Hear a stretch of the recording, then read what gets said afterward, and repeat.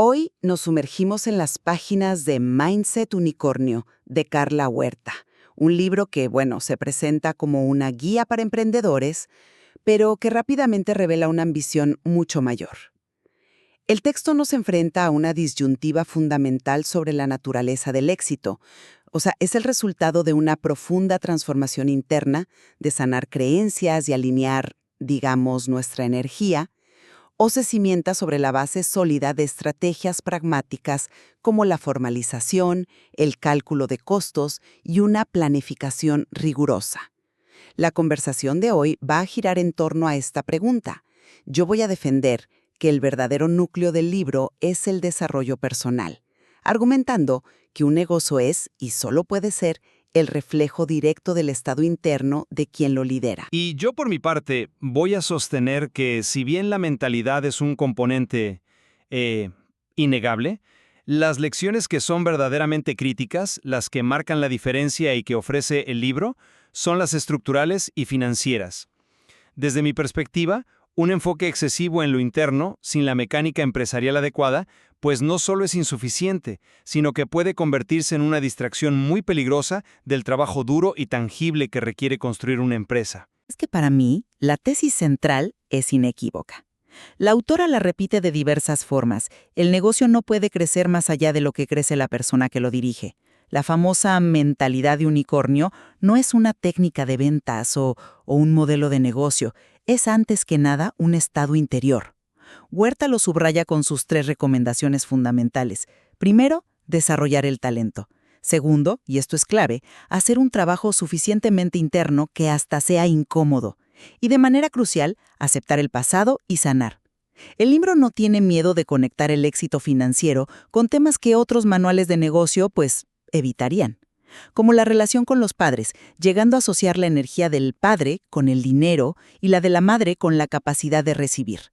Visto así, problemas tan comunes como la dificultad para cobrar o el miedo que te paraliza al fracaso no son errores de estrategia, son síntomas de bloqueos internos mucho más profundos. El ego, el juicio o la victimización. Por lo tanto, el trabajo sobre el mindset no es un simple complemento, es que es la base sobre la que se debe construir todo lo demás. Claro, entiendo perfectamente esa lectura. Es la más evidente, es la que le da el título al libro. Sin embargo, mi análisis del material me lleva a una conclusión distinta sobre su verdadero valor. Para mí, la fuerza del libro no reside en la filosofía, sino en sus advertencias pragmáticas y en las herramientas concretas que ofrece, que son, al final del día, las que salvan negocios de la quiebra. La propia autora es tajante al identificar, y cito, la falta de formalización como el principal problema del emprendimiento. Y esto no es un asunto etéreo o energético, Es una decisión estructural con consecuencias brutalmente tangibles, como el acceso a financiamiento, la capacidad de contratar talento o simplemente la posibilidad de escalar. Y el libro no se queda en el diagnóstico, ofrece soluciones prácticas, te enseña a costear correctamente para no descubrir que solo te quedan 2 pesos en Santander, te recomienda softwares accesibles como Notion o Slack para no quedarte atrás tecnológicamente e inclusive te da una lista con más de 22 plataformas de inversión. Por eso sostengo que un emprendedor puede haber sanado todo su linaje, tener el mindset más positivo del mundo, pero si no formaliza su empresa, no calcula bien sus precios y no tiene un plan de negocio sólido, está destinado al fracaso. La mecánica empresarial es la que determina la supervivencia, no solo la mentalidad. Pero planteas la mecánica como si existiera en un vacío, como si fuera independiente de la persona que la ejecuta. Y ahí es donde creo que el libro es más subversivo. A ver, tomemos el origen del fracaso empresarial que mencionas. Argumentas que es un tema de estructura, pero el material sugiere que la estructura es una consecuencia. Los errores prácticos, como no cobrar lo suficiente, rara vez provienen de la ignorancia, sino de bloqueos mentales. El texto nos da un ejemplo muy claro. La amiga de la autora que sentía que cobrar por su trabajo era abusar. La raíz de ese problema no es la falta de una hoja de cálculo para fijar precios. Es una creencia limitante profundamente arraigada sobre el merecimiento.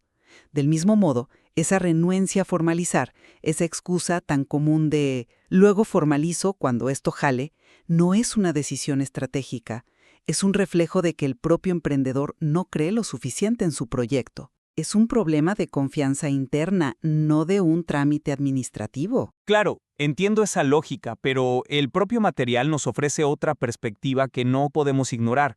Presenta la informalidad no solo como un síntoma, sino como una barrera externa muy real que cierra las puertas y las oportunidades de crecimiento.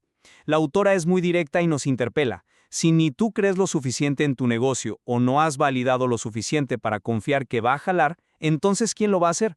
Fíjate en la palabra clave, validado.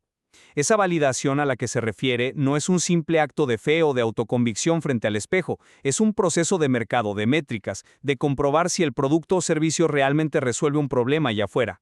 La falta de formalización no es solo un síntoma de un mindset débil, es una mala estrategia de negocio que impide activamente el crecimiento. Es una causa directa del estancamiento, no solo una consecuencia de la duda. Pero ¿de dónde nace esa mala estrategia? ¿Acaso las estrategias de negocio se generan en un laboratorio, libres de la psicología de quien las diseña? El libro sugiere que no.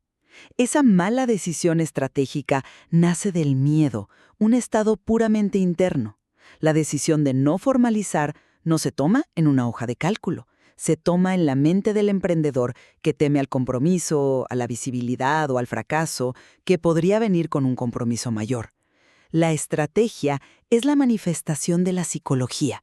Por eso, la validación externa es casi imposible de alcanzar si la validación interna no existe primero.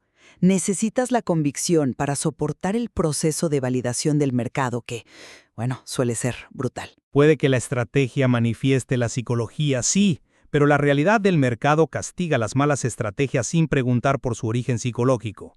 Un inversor no te va a dar dinero porque tienes una gran confianza interna. Te lo va a dar porque tienes una empresa formalizada con métricas de validación de mercado. La confianza se construye con evidencia, y la evidencia se obtiene con acción en el mundo real. Ojo, el libro no dice convéncete a ti mismo y luego formaliza. Dice valida y confía. El orden es importante. La confianza es el resultado de la acción pragmática, no su prerequisito. Y esa acción pragmática se ve constantemente saboteada si no se atiende lo profundo. Esto me lleva al segundo punto, el rol de la energía y el pasado. Sé que estos conceptos pueden sonar abstractos para un debate de negocios, pero el libro les dedica un espacio considerable por una razón. Cita la idea de heredar creencias de generaciones pasadas, como esa mentalidad de supervivencia de una abuela que vivió la guerra y que te hace operar desde la escasez aunque vivas en la abundancia. El argumento es que estas programaciones inconscientes sabotean nuestras decisiones empresariales, por muy lógicas que parezcan en la superficie. Por tanto, un ejercicio como el que propone de rendirse ante los padres para sanar la relación con el dinero no es una distracción New Age, es una herramienta empresarial de primer orden para desbloquear el flujo financiero. Es como cambiar el sistema operativo. Si sigues corriendo un software obsoleto de no merezco, todas tus decisiones, por muy prácticas que parezcan, van a estar viciadas. Ese es un punto muy sólido desde lo conceptual. Sin embargo, no estamos ignorando la cuestión de las prioridades que el libro mismo señala. Reconozco la influencia del pasado. Pero seamos prácticos. Si un emprendedor tiene una crisis de liquidez y tiene que elegir mañana entre una sesión para sanar su linaje o renegociar con un proveedor clave para no quebrar, ¿qué acción le va a permitir seguir operando la próxima semana? El libro es mucho más potente a mi juicio cuando habla de la necesidad de tener planes A, B, C y D, y de la valentía de saber cerrar un negocio cuando los números ya no dan. ¿No es eso una admisión de que la realidad externa exige respuestas mecánicas inmediatas? Enfocarse en traumas generacionales, aunque pueda tener un valor personal inmenso, puede convertirse en una forma muy sofisticada de evadir la responsabilidad de enfrentar las duras y frías métricas del negocio aquí y ahora. La supervivencia inmediata depende de la acción pragmática, no de la introspección genealógica. Ajá, pero ahí es donde difiero, porque me parece que se está planteando una falsa dicotomía. No se trata de elegir una u otra, sino de entender que la segunda alimenta a la primera. Esa renegociación con el proveedor que mencionas será infinitamente más exitosa si la abordas desde una mentalidad de merecimiento y abundancia que si la haces desde el miedo y la escasez heredados. El trabajo interno no es algo que haces en lugar de la acción práctica. Es lo que calibra la calidad y la efectividad de esa acción. Es la diferencia entre pedir un descuento desde la desesperación y negociar una alianza desde la confianza. El resultado es completamente diferente. El libro argumenta que hay que ir a la raíz, porque si no solo estás podando las hojas de un árbol enfermo. Entiendo la metáfora del árbol, pero un negocio necesita tiempo para que ese trabajo en la raíz dé frutos. Y el flujo de caja no espera. Lo que el libro también nos muestra es que a veces necesitas un fertilizante de acción rápida para que el árbol no muera mientras sanas la raíz. Y ese fertilizante son las herramientas concretas. Pienso que el libro es valioso porque presenta ambos lados. Reconoce que necesitas un plan de contingencia, una estructura financiera, una forma de medir tus costos. Me parece que se le hace un flaco favor al texto si solo nos quedamos con la parte del mindset, ignorando la urgencia y la importancia de la mecánica que la propia autora detalla con tanto cuidado. Pero la mecánica sin motor no va a ningún lado. Y el motor, según el libro, es la disciplina. Esto nos lleva al tercer punto de desacuerdo, la fuente de esa disciplina. Tú la ves como un acto de voluntad puramente mecánico, pero el texto la enraiza en algo mucho más profundo. La pregunta clave que nos lanza es, ¿qué hace latir tu corazón? Sin esa conexión interna, sin un propósito claro y personal, cualquier rutina es insostenible a largo plazo. La autora menciona hábitos como el autorreconocimiento y el no juzgarse como el verdadero combustible que mantiene la disciplina. O sea, la disciplina no es forzarse a hacer algo que odias, es alinearse con una visión tan potente que la acción se vuelve una consecuencia natural. Yo lo abordo desde una perspectiva distinta, más apegada a la ejecución que el propio material define. Para mí, la definición más poderosa de disciplina en el libro es esta. Es la capacidad que entra cuando no hay ganas. No se trata de inspiración, se trata de ejecución en ausencia de motivación. Es un músculo que se construye. Y el libro es muy claro en cómo empezar. Sugiere iniciar con metas tontas, como hacer 10 abdominales. No se empieza encontrando un propósito trascendental. Se empieza con una acción pequeña, medible y repetible. La estructura, como el ejemplo de sentarse a ver las finanzas todos los viernes, llueva, truene o relampaguee, es lo que construye la disciplina, no un vago sentido de propósito. Es el compromiso con la acción, no el estado de inspiración lo que genera resultados tangibles en un negocio. Sí, pero esa estructura que mencionas, la de revisar las finanzas cada viernes, se desmorona a la primera crisis si no está anclada a una razón más profunda. El libro sugiere que la acción repetida sin propósito lleva directamente al burnout, no a la disciplina sostenible. Las metas tontas son solo el encendido del motor, el propósito es el combustible que te mantiene en un viaje de miles de kilómetros. ¿Cuántos emprendedores conocemos que tenían todas las rutinas y estructuras del mundo, pero abandonaron porque perdieron la conexión con su porqué? La estructura sin propósito es una cárcel.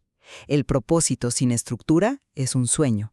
El libro argumenta que debes empezar por el propósito para que la estructura tenga sentido y sea resiliente. Y yo creo que el libro muestra que a menudo es al revés. La estructura construye el camino hacia el propósito. Al comprometerte con la acción, por pequeña que sea, generas momentum. Ese momentum trae pequeños resultados, y esos resultados refuerzan tu creencia y clarifican tu propósito. A veces, el propósito no es un rayo de inspiración celestial, es algo que descubres en el barro, en la trinchera de la ejecución diaria. Coincido en que el propósito puede ser el destino, pero el libro es claro en que la disciplina, entendida como acción consistente, es el vehículo y el combustible. Sin la acción mecánica, el propósito es solo una idea bonita en un post-it. Bueno, en resumen, e insistiendo en mi punto, creo que las herramientas prácticas que el libro ofrece, aunque son ciertamente valiosas, son secundarias. El mensaje verdaderamente transformador de Mindset Unicornio es que el emprendimiento es un vehículo para el autoconocimiento. Una estrategia de precios, un plan de negocio o la decisión de formalizar no son fines en sí mismos.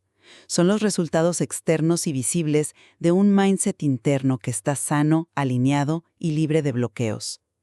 La lección fundamental para mí es que para construir un gran negocio, primero hay que construirse a una misma. Y yo concluyo que, si bien la actitud es un factor crucial, las lecciones más valiosas y sobre todo más urgentes del libro son las pragmáticas. El texto funciona como una contundente llamada de atención sobre los errores estructurales que destruyen a la mayoría de los emprendimientos. La falta de formalización, el cálculo incorrecto de costos y la ausencia de una planificación robusta. La mentalidad ayuda, sin duda, a soportar los golpes del viaje, pero es la mecánica empresarial, la estructura, la estrategia, los números, lo que asegura que el vehículo no se desmorone a mitad de camino y tenga alguna posibilidad de llegar a su destino. Es evidente que el texto mismo encapsula la tensión inherente al emprendimiento, ese constante y a veces agotador diálogo entre el ser interno y el hacer externo, entre la visión y la ejecución. Exactamente. Y el análisis de estas dos perspectivas que el propio libro contiene, pues permite una comprensión mucho más rica y completa del material, dejando que sea cada lector quien decida dónde necesita poner el foco en su propio camino.